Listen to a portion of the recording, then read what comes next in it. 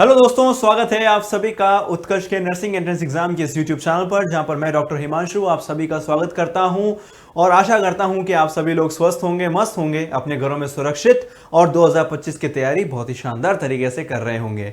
तो बच्चों, यहां पर ये वो प्लेटफॉर्म है जहां पर हम आपके लिए इंपॉर्टेंट न्यूज एंड अपडेट्स लेकर आते हैं आपके तमाम नर्सिंग एग्जाम्स के लिए। और आज इसी श्रृंखला में आगे बढ़ते हुए आज मैं आप सभी के लिए लेकर आया हूं एम्स 2025 के लिए जो आपका बायोलॉजी का सिलेबस होने वाला है उसके रिलेटेड छोटी मोटी खबरें।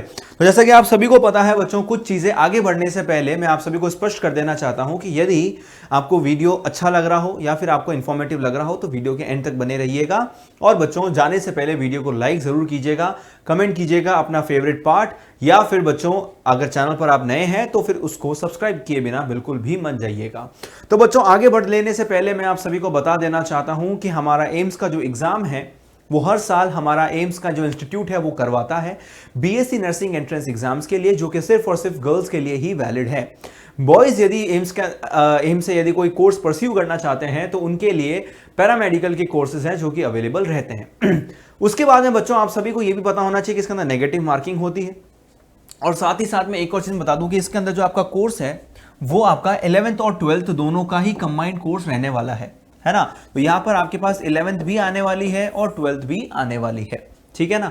और उसके बाद में बच्चों यहां पर आपका एनसीईआरटी का जो लेटेस्ट पैटर्न है ना, जो आपका एनसीईआरटी का जो लेटेस्ट पैटर्न होगा बच्चों वो फॉलो किया जाएगा। एनसीईआरटी का लेटेस्ट पैटर्न जो होता है दोस्तों वो फॉलो किया जाएगा। तो इसी क्रम में बच्चों मैं आपको बताने वाला हूं कि जब भी हम 2025 की तैयारी करते हैं तो 2025 के लिए बायोलॉजी के अंदर कौन कौन से चैप्टर्स हम पढ़ने वाले हैं, किन किन चीजों के बारे में हम पढ़ने वाले हैं, और उनके अंदर कुछ इंपॉर्टेंट पॉइंट्स जो कि हमें बिल्कुल पढ़ने हैं और exam point of view, specially AIIMS के पॉइंट ऑफ व्यू से बहुत ही ज्यादा जरूरी है। तो देखिए बच्चों, सबसे पहले यदि मैं बात करूं तो हम 11th से शुरू करेंगे। तो यहां पर मैं आपको बता रहा हूं 11th के बारे में, ठीक है ना। तो 11th के अंदर बच्चों पहला ही चैप्टर है हमारा लिविंग वर्ल्ड, है ना। तो लिविंग वर्ल्ड के अंदर हम टैक्सोनॉमी, सिस्टमैटिक्स, इन सब के बारे में पढ़ते हैं बच्चों।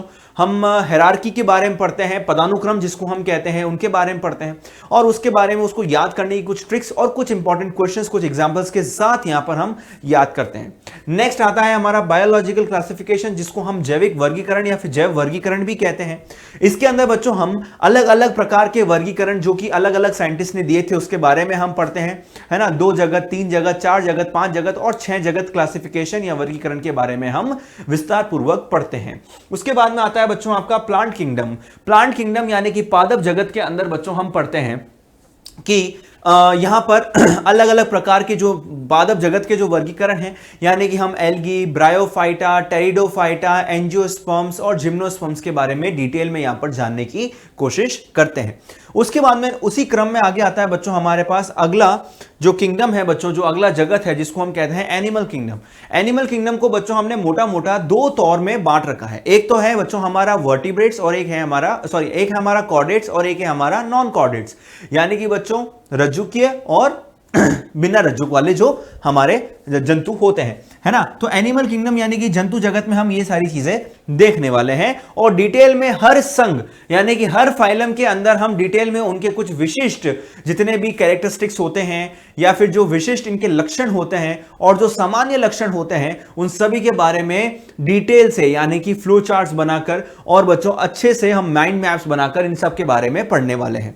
उसके बाद में नेक्स्ट बच्चों हम पढ़ने वाले हैं मॉर्फोलॉजी ऑफ फ्लावरिंग प्लांट्स, यानी कि इसका मतलब क्या होता है कि जितने भी आपके पुष्पीय पादप हैं उन सभी की बच्चों हम आकारिकी पढ़ने वाले हैं, उनके अंदर हम पेटल्स, सेपल्स और इनके बारे में डिटेल में देखने वाले हैं। नेक्स्ट आता है बच्चों हमारा एनाटॉमी ऑफ फ्लावरिंग प्लांट। तो इसी क्रम में बच्चों हम एनाटॉमी भी पढ़ते हैं।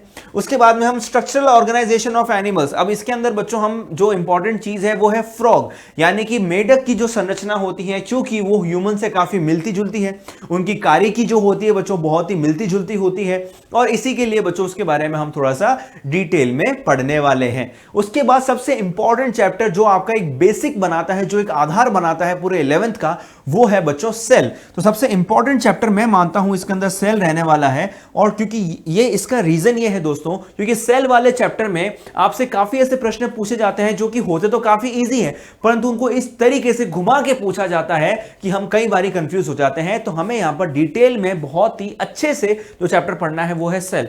इसी के साथ मिलता जुलता है बच्चों आपका सेल साइकिल यानी कि कोशिका चक्र और कोशिका विभाजन के बारे में हम पढ़ने वाले हैं। उसके बाद में आता है बच्चों आपका बायोमोलिक्यूल्स यानी कि जैव अणु। जैव अणु भी बच्चों एक प्रकार से बहुत ही अच्छा टॉपिक है, थोड़ा सा आपका केमिस्ट्री में मिलता जुलता टॉपिक है। सेम यही टॉपिक आपका केमिस्ट्री के अंदर भी हम पढ़ते हैं, परंतु यहां पर हम बायोलॉजिकल एस्पेक्ट से पढ़ने की कोशिश करते हैं, केमिस्ट्री के अंदर हम केमिकल एस्पेक्ट से पढ़ने की कोशिश करते हैं, बस इतना ही फर्क है ना। तो ये सारी चीजें जो है, उसके बाद में बच्चों अभी खत्म नहीं हुआ है, यहां पर आपके 11th के अंदर आता है फोटोसिंथेसिस यानी कि हम उच्च पादपों में प्रकाश संश्लेषण देखते हैं, फिर उनके अंदर श्वसन की प्रक्रिया देखते हैं। उसके बाद प्लांट ग्रोथ एंड डेवलपमेंट यानी कि वृद्धि वाला जो भाग है, यानी कि प्लांट के अंदर पादपों के अंदर किस प्रकार की वृद्धि होती है बच्चों, कौन कौन से उत्तक वहां पर पाए जाते हैं और कौन कौन से हार्मोन्स ऐसे होते हैं जो कि पादप के अंदर पाए जाते हैं जो कि उनकी वृद्धि के लिए क्या होते हैं बच्चों, रिस्पॉन्सिबल होते हैं। ये सारी बातें हम इनके अंदर पढ़ने वाले हैं। यहां तक तो हमने पादप कारिकी की जो जितनी भी चीजें हैं बच्चों वो हमने कंप्लीट कर ली है। नेक्स्ट जो आपका पूरा यूनिट आता है वो रहता है बच्चों आपका मानव कारिकी का।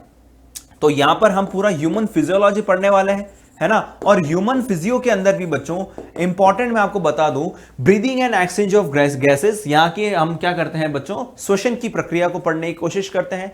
बॉडी फ्लूइड एंड सर्कुलेशन बच्चों, परिसंचरण तंत्र हम यहां पर पढ़ते हैं, यहां पर उत्सर्जन तंत्र के बारे में हम पढ़ते हैं, लोकोमोशन गमन और चलन के बारे में हम पढ़ते हैं बच्चों, तंत्रिका तंत्र के बारे में पढ़ते हैं, और रासायनिक समन्वय यानी कि बच्चों केमिकल कोऑर्डिनेशन एंड इंटीग्रेशन के बारे में भी हम यहां पर पढ़ते हैं।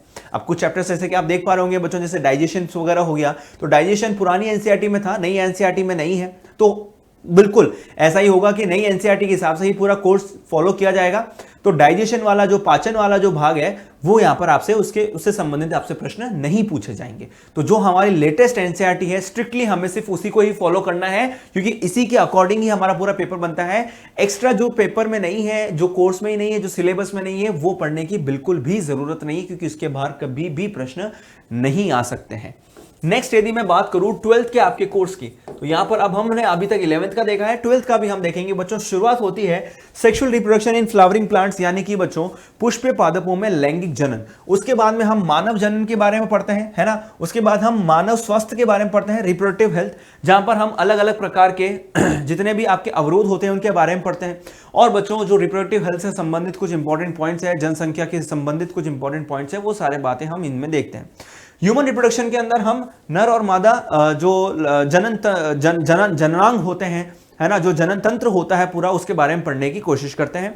उसके बाद में आता है आपका प्रिंसिपल्स ऑफ इनहेरिटेंस यानी कि अनुवांशिकी, यहां से अब आपकी शुरू हो जाती है ना। यहां पर अब आपका बच्चों अनुवांशिकी शुरू हो जाती है, इनहेरिटेंस, वेरिएशन, यहाँ पर मेंडल के जितने भी आपके एक्सपेरिमेंट्स हैं, जितने भी आपके प्रयोग हैं, उन सब के बारे में हम देखते हैं। यहां पर आता है अगला चैप्टर, है ना, वंशागति का आणविक आधार, है ना। वंशागति यहां पर शुरू हो गई है बच्चों अनुवांशिकी में।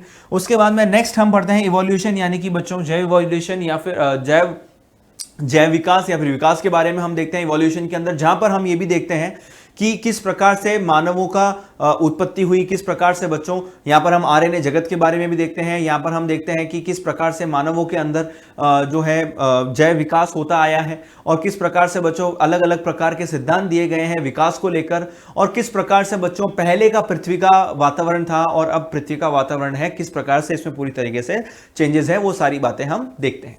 नेक्स्ट आता है बच्चों ह्यूमन हेल्थ एंड डिजीज, काफी इंपॉर्टेंट और काफी इंटरेस्टिंग टॉपिक है, क्योंकि एम्स में से इसमें सबसे ज्यादा क्वेश्चंस तो मैं नहीं कह सकता, परंतु ये कह सकता हूं कि चैप्टर के हिसाब से काफी सारे क्वेश्चंस इस चैप्टर में से पूछे गए हैं, मानव स्वास्थ्य और रोगों के संबंधित। क्योंकि देखिए अभी ऐसा है कि जो अभी का एनवायरमेंट है ना, जो अभी की स्थिति है, उसमें इन सब के बारे में जानना बहुत जरूरी है।